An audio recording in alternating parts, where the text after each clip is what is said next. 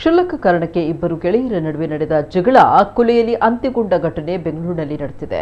ಕೊಲೆ ಆರೋಪಿಯನ್ನ ಸೈಯದ್ ಅಂತ ಗುರುತಿಸಲಾಗಿದ್ದು, ಮೃತನನ್ನ ವಾಸಿಂ ಅಂತ ಗುರುತಿಸಲಾಗಿದೆ. ಮಾಹಿತಿಯ ಪ್ರಕಾರ ಸೈಯದ್ನ ತಾಯಿ ಹಾಗೂ ಅಕ್ಕನ ಬಗ್ಗೆ ವಾಸಿಂ ಅವಾಚ್ಯವಾಗಿ ನಿಂದಿಸಿದ್ದಾನೆ ಎನ್ನಲಾಗಿದೆ. ಈ ವಿಚಾರಕ್ಕೆ ಕೋಪಗೊಂಡ ಸೈಯದ್ ವಾಸಿಂ ಮೇಲೆ ಹಲ್ಲೆ ನಡೆಸಿದ್ದಾನೆ. ಇದಕ್ಕೆ ಪ್ರತಿಯಾಗಿ ವಾಸಿಂ ಕೂಡ ಸೈಯದ್ ಮೇಲೆ ಹಲ್ಲೆ ನಡೆಸಿದ್ದಾನೆ. ಇಬ್ಬರ ನಡುವಿನ ವಾಗ್ವಾದ ಮತ್ತು ಗಲಾಟೆ ವಿಕೋಪಕ್ಕೆ ತಿರುಗಿದ ವೇಳೆ ಸೈಯದ್ ಚಾಕುವಿನಿಂದ ವಾಸಿಂಗೆ ಎದ್ದಿದ್ದಾನೆ.